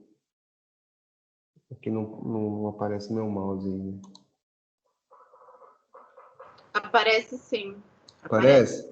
Parece. Aqui, ó. Aqui tá uma acumulação bem grande de barracões de suíno e avicultura. Aqui em Dourados, essa borda aqui também. Aí você vem em alguns bairros aqui de Dourados, condomínios luxuosos. E eu não sei porque nenhum fiscal vai lá multar. Cada casa tem uma piscina com um poço funcionando. Aí o pessoal pega um produtor rural e sabe o que acontece, né? Enfim. Umas coisas que a gente fica triste. Mas vamos deixar para lá que não é o nosso intuito. Foco. Se estressar. Tem também o Siriema. Deixa eu mostrar aqui o Siriema, como funciona.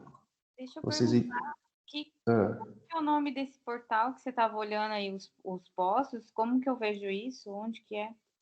Esse é o PIM-MS.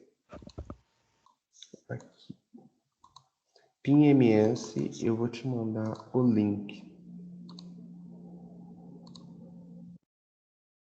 E se você clicar nessas bolinhas, vai aparecer os dados da outorga. Isso, vamos pegar aqui, ó.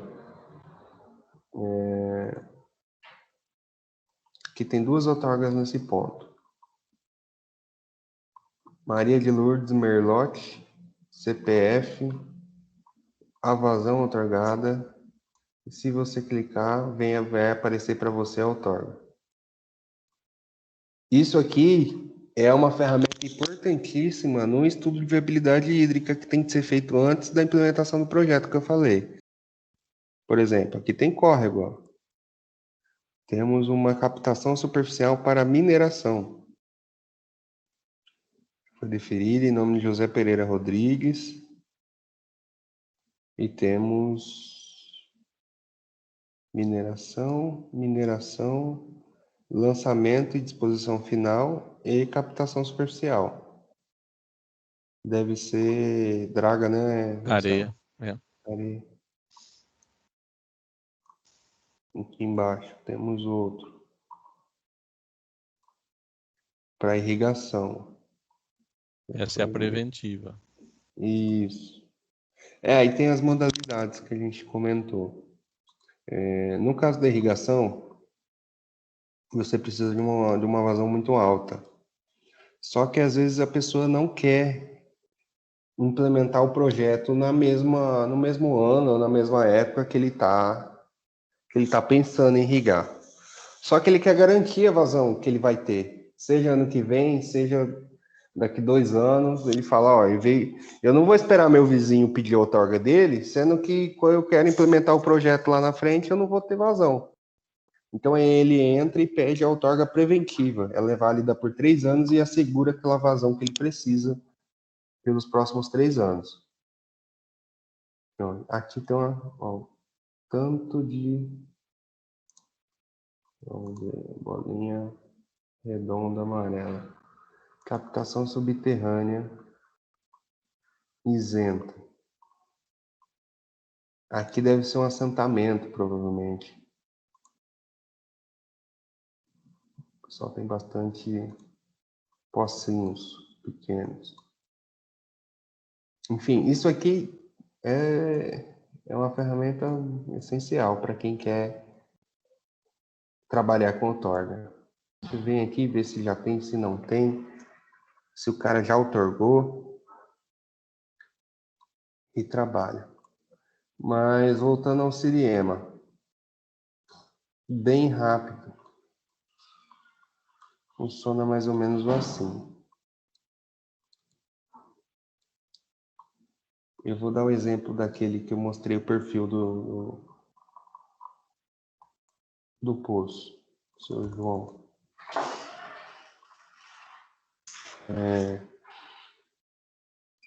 Primeiro passo é a gente entrar no sistema dele e fazer o cadastro estadual de usuário de recurso hídrico. O cadastro estadual é vamos falar assim, a grosso modo, é um pré-cadastro que vai te orientar se o seu poço, sua captação é sujeita à outorga ou ela é isenta, porque tem a classificação para isenção, né? Se você usar até 300 metros cúbicos por mês, Vicente, Oi. Agora é 600. É 600? É, Vinícius falou hoje para mim. Oh, meu Deus do céu. O que a gente fala para quem não conseguiu? Fazer de novo.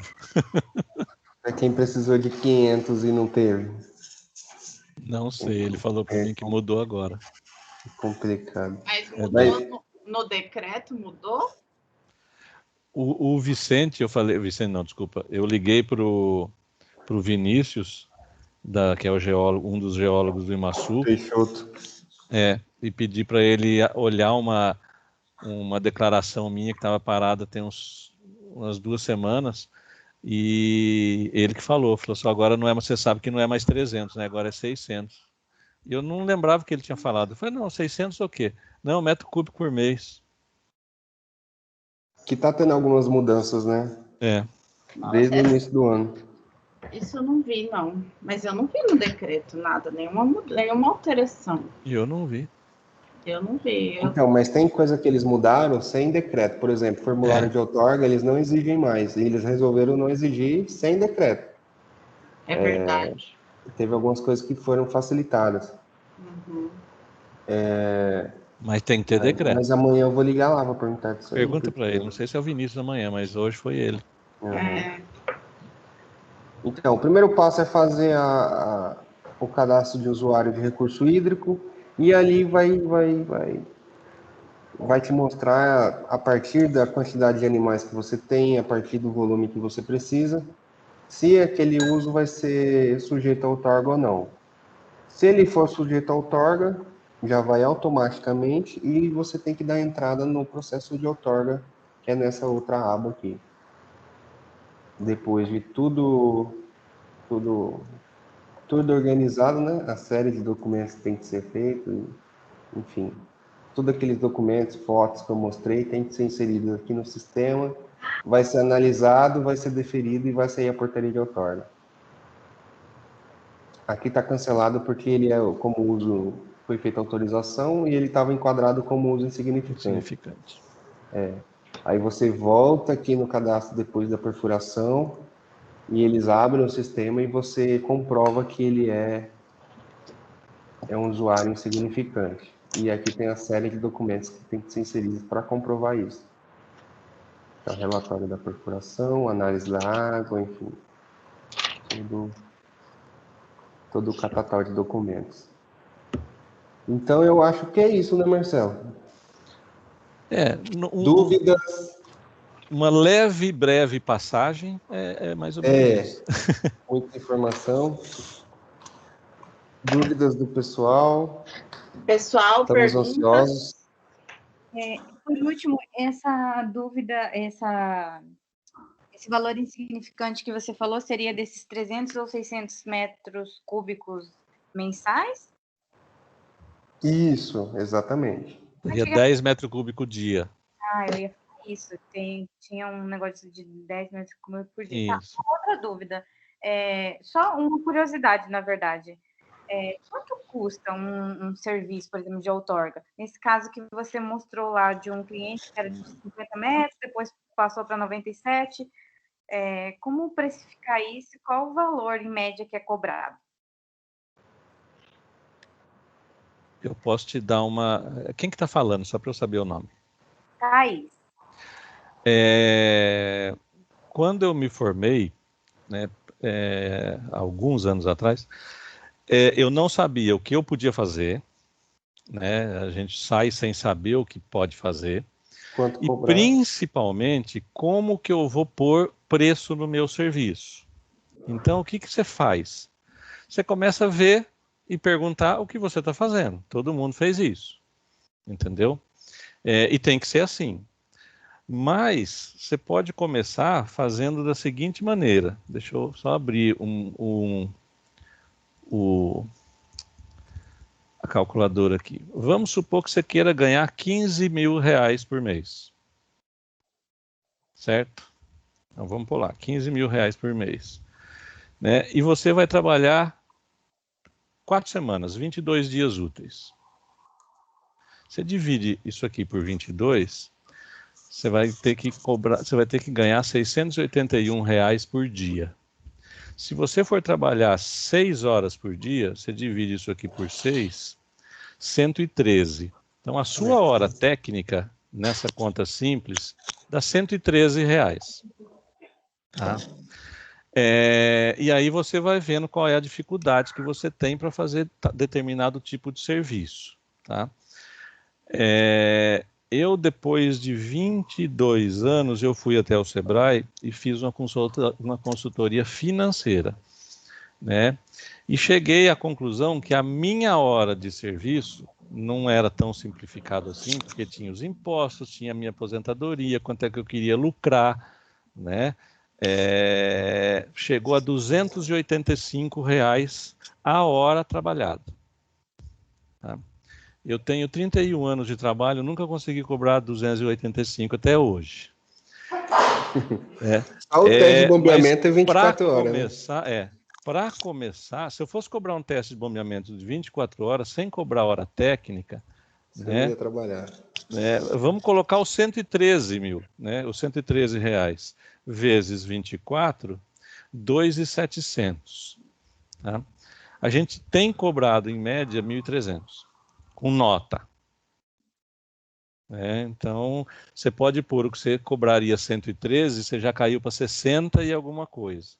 Mas você tem que começar de um parâmetro. E começa sem ter noção do que você está fazendo. Aí entra a distância. Aí entra quilometragem, custo. Então, imposto. Eu aconselho não esperar 22 anos para ir no Sebrae ou qualquer outra consultoria financeira. Vai antes para você ver o que você deveria cobrar, e isso vai aumentando ou diminuindo de acordo com a sua experiência e principalmente, infelizmente, de acordo com o mercado, e principalmente de acordo com os maus profissionais. Por quê? Porque a gente tem... muita gente fala que é um problema. Eu às vezes acho que é um problema, mas eu não consigo ser de outro jeito. Eu falo muito, não sei se vocês já notaram, mas E eu explico muito para os clientes. E muitos clientes pegam as nossas informações e já sabe o que precisa fazer e vai atrás de preço. Isso vocês vão ver assim que vocês pegarem o diploma e forem dar o primeiro orçamento, que vocês vão perder os Se já não estiverem vendo quem faz estágio, né? E você leva um certo tempo, né, para aprender a falar não para os preços mais baixos, né? E isso vem de duas coisas. Primeiro, você sempre agir da mesma maneira, você ser ético, tá? Você vai ver na área de contaminação, de investigação ambiental, milhares é muita coisa, mas muita gente pergunta para você, quanto é que sai para não dar contaminação? Entendeu? Então, se a gente... eu tive bastante estagiário quando eu tinha escritório. Hoje eu não tenho mais escritório, então não tenho mais estagiário. Mas metade dos meus estagiários atuam de forma ética e a outra metade são concorrentes com valor de 10% do valor que eu cobro. Então, a gente vai se deparar com isso. Não tem jeito de escapar e não tem como resolver. A não ser que a gente sempre haja de forma ética e de forma a dividir conhecimento. Porque quanto mais, eu vi isso há uns 7, 8 anos atrás, quanto mais eu explico para o meu cliente, obviamente tirando o como fazer, mas eu foco no que precisa ser feito, não como ele faz, ele vai atrás de uma outra pessoa que vai falar que precisa fazer 200 coisas a mais. Então ele já começa a perder credibilidade nessas informações que a gente conseguiu passar para ele. E eu recebi um negócio no WhatsApp há um tempo atrás, em espanhol até, não sei quanto que está rodando, que ele vai colocando valores. Por exemplo, ética é o valor 1. Você começa com o número 1. E aí depois, se você for ético e uma pessoa honesta, você acrescenta o 0. Você fica com 10. Se além de ser uma pessoa honesta, você é uma pessoa que ajuda os outros, você põe 100. E aí foi indo. E falou o seguinte no final, que se você perder a sua ética, você só vai ter 0. Então, a gente vai encontrar profissionais de todos os tipos. E a gente que vai escolher que tipo vai ser. No começo é difícil, mas depois a gente consegue escolher direitinho. O cliente, qual que é um fator importante da outorga? Dificilmente você vai fazer só a outorga para o cliente, né? Normalmente a gente faz o licenciamento da atividade, a gente faz o CAR, e a outorga vem para complementar. E por ser uma exigência relativamente nova, né, que vem de 4, 5 anos para cá, até os próprios fiscais do IMASU, às vezes, têm algumas dúvidas, enfim, que a gente pode perceber, que a gente é bem... Pelo menos a gente fala com eles todo dia, né? No mínimo, né, Marcelo? Não posso reclamar do atendimento do IMASU, da parte de recursos hídricos subterrâneos. Dá de 10 em todos os estados que eu trabalhei. Eles são bem colaborativos, não são? Demais. A intenção deles é ajudar mesmo a fazer o negócio. Demais. E sabe por que isso, eu acho? Uma das razões é que são profissionais da área na área. Não é um arquiteto analisando o processo de captação superficial. Exatamente. É um geólogo na água subterrânea, é um engenheiro ambiental na área tal, é um engenheiro civil na área tal, entendeu? Então você consegue justificar tecnicamente alguma coisa para alguém que entende e concorda, mas às vezes ele fala assim, eu concordo, mas a lei não permite. Perfeito, mas entendeu. E eles também, eu já vi muito casos de quando eles não sabem, e vê que a gente sabe, eles pedem para a gente mostrar como é que é. Exatamente. É muito legal isso, é muito legal. Nós tivemos uma reunião virtual, eles convidaram todos os geólogos e engenheiros de minas do estado, que atuam no estado, para uma reunião virtual. Não sei quantos tem, mas tinha acho que 16 na reunião. Foi uma reunião de manhã inteira, foi muito proveitosa. Nós conseguimos falar o que a gente achava de algumas coisas que podiam melhorar, outras eles concordaram, outras não dava para fazer agora, mas foi uma troca de ideias para melhorar a fiscalização e melhorar quem está do lado de cá do balcão, né? Muita coisa eles já começaram a implantar, né? Outras eles já falaram que depende de outras pessoas que não dá para implantar, mas a comunicação é bem fácil. Mas questão de valor, só para fechar o assunto, vai variar muito do tipo do cliente que você tem, a distância. Nós temos clientes mensalistas também, aí tem que entrar esse cálculo. Tem cliente de 5, 6, 7 anos que o cara tem que ter, o cara sempre nos procura, então ele tem que ter um diferencial de valor. Só que no preço, o nosso, quando é cliente novo, eu já falo, nosso preço não é o melhor, porque aqui a gente tem um tratamento diferente. Vocês que vão sair agora, gente, se vocês atenderem o telefone toda vez que o cliente liga para vocês, vocês já estão na frente de 90% das consultorias que tem por aí.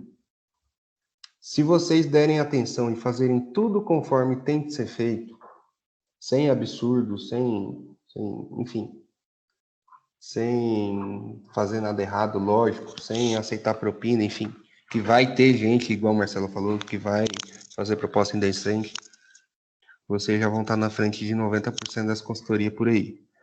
Mas, especificamente de outorga, de poço artesiano, hoje a autorização ela começa em 4 mil, vai até 8, depende do que você tem que fazer, depende de como você tem que fazer. Se é uma prefeitura, às vezes uma outorga de consumo, abastecimento público, bem mais complexa, então você tem que cobrar mais, enfim. E aí varia conforme o valor. O que eu peço para quem está saindo? Hoje eu tenho 2 estagiários aqui comigo e tem mais 3 pessoas colaboradores. Não usem como parâmetro o pessoal que o Marcelo falou, a metade ruim, a metade que vai para o lado da facilidade, a metade que pensa só no dinheiro, porque você vai estar pegando um parâmetro errado de valor, principalmente, e você vai estar sobrevivendo, você não vai estar trabalhando para evoluir, para crescer, para ter um conforto para você e para sua família, pode ter certeza disso. Deixa eu só complementar para encerrar, começar a encerrar, né? Eu aprendi uma coisa seguinte: muitas vezes, se você pega um serviço muito barato, você vem aquela assim, você não quer pegar, ele está chorando muito, vamos dizer assim, você está diminuindo o seu preço, né? Você está apertado naquele mês, não é porque o salário não é fixo, né? Aí você pega para fazer.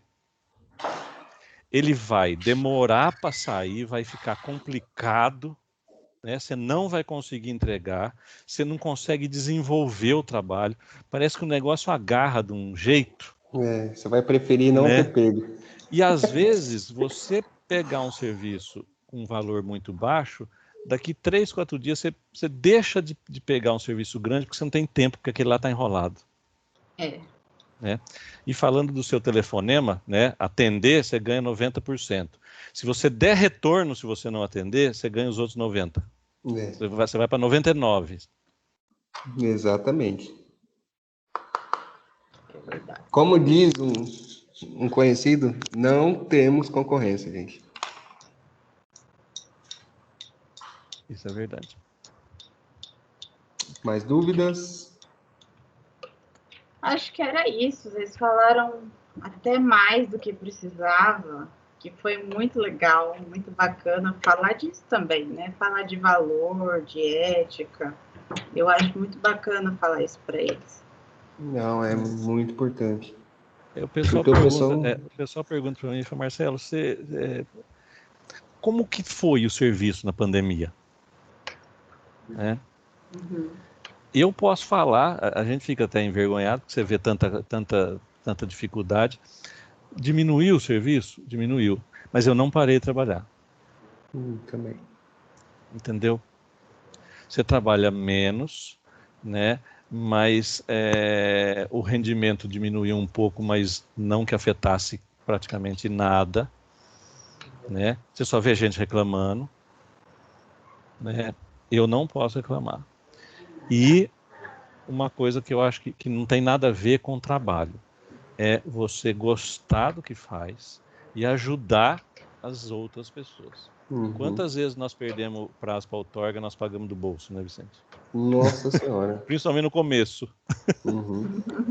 E eu porque não não sinto era um pingo de justo. remorso, porque a gente sabe que... Porque o pessoal era simples. Né? Exatamente.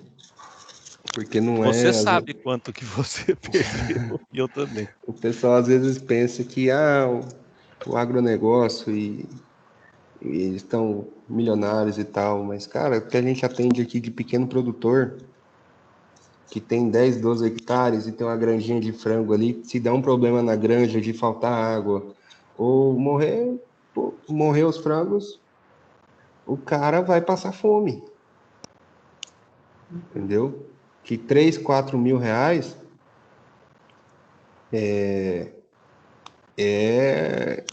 faz muita diferença para ele. E às vezes a gente perde o prazo por falha nossa, por falha de controle, de organização dentro do escritório. Aí como que eu tenho cara de chegar no cara e falar, perdi o prazo, tem que pagar uma taxa de R$1.000 de novo. E aí a gente engole, dissolve o sofrimento do pagamento, perde o lucro e não perde o cliente, né? Que é o principal. E 3 meses depois, 2 meses depois, ou uma semana depois, aparece 2, 3 serviços para repor o que você fez. Você pode ter certeza disso. Exatamente. É verdade, isso acontece mesmo. Acontece...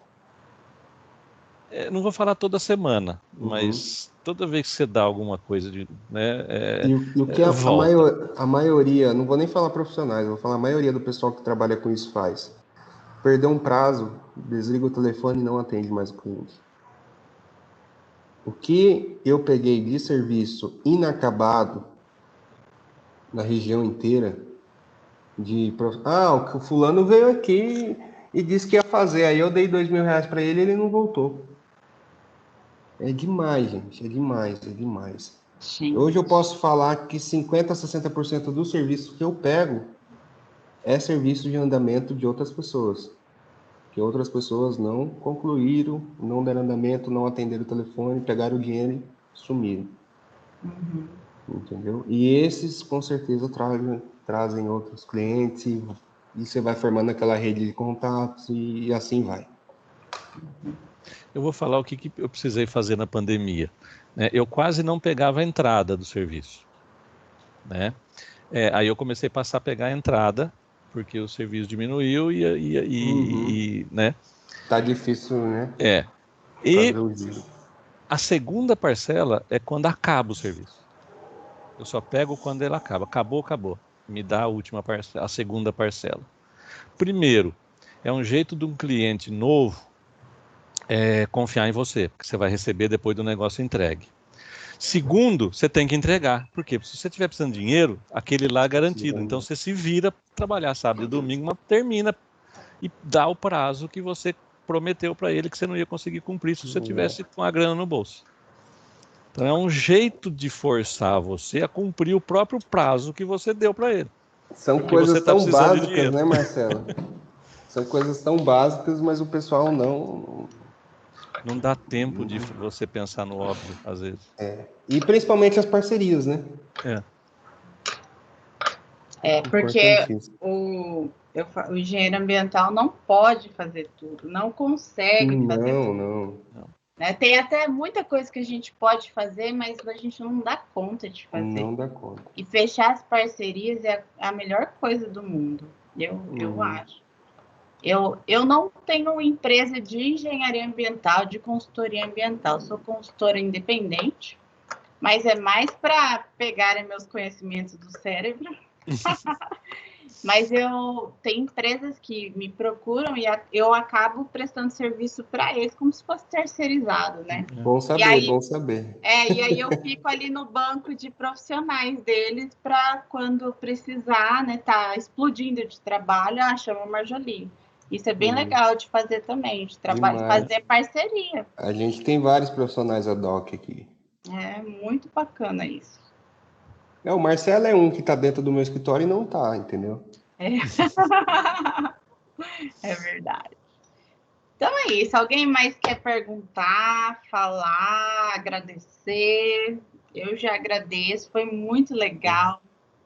Parabéns aí pelo serviço de vocês. Eu vou chamar vocês mais vezes, porque além, né, da disponibilidade, vocês deram uma aula e foi muito legal, com muita didática. É diferente, eu não sei se vocês já viram isso, mas às vezes a gente chama palestrante, vem, e aí é legal, mas não serve tanto na parte da didática, né, de aprender mesmo. De vocês foi muito didático, eu fiquei até impressionada.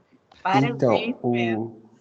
Vocês devem ter percebido que eu sou mais do comercial, né? A técnica fica toda lá no Marcelo. Lá. Mas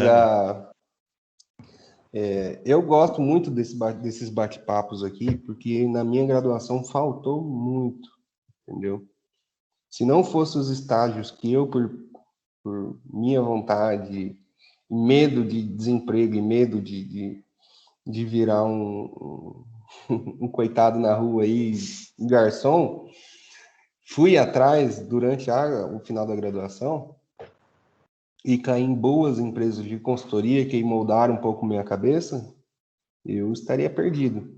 Então eu adoro chegar e falar, pessoal, vamos entender como que tá as coisas aqui fora, porque aqui fora é leão comendo leão e o bicho pega. E a gente tem que ser leoa, não leão. Eu tenho feito uns trabalhos diferentes de investigação preliminar e confirmatória. Isso é legal, eu fiz em cemitério, eu estou terminando 12 granjas de aves de postura aqui, passei um ano fazendo. Então seria legal também mexer com isso. Posto de gasolina virou carne de vaca, eu não quero mais fazer. Mas o último que eu fiz ainda não terminei, foi na aviação Andorinha em Campo Grande. Eu vou voltar agora para entregar. Legal. Marcelo, acho que eu vou te chamar de novo, hein? Pra falar. Essa aqui, como a parceria com o Vicente, eu só vou se o Vicente for. Paula, ela é parceira também. Opa, tudo bem? Agrônoma. É outra do time aqui também, que tá dentro e não tá, entendeu? É legal ter agrônomo na equipe também. Bastante. Porque você consegue resolver todos os problemas do cliente sem ficar mandando ele procurar gente que pode até ser mais barato para nós, né? Mas não é para ele, porque ele vai demorar muito mais, ele pode perder alguma coisa, por exemplo, de licença, que vai custar mais caro lá na frente. E às vezes você deixa o cara procurar outra pessoa, essa outra pessoa não tem a ética que a gente tem. Né? E aí, indicar é muito difícil. Né? É verdade. Indicar a pessoa é muito difícil. Beleza? Então tá bom. Deixa eu parar a gravação aqui.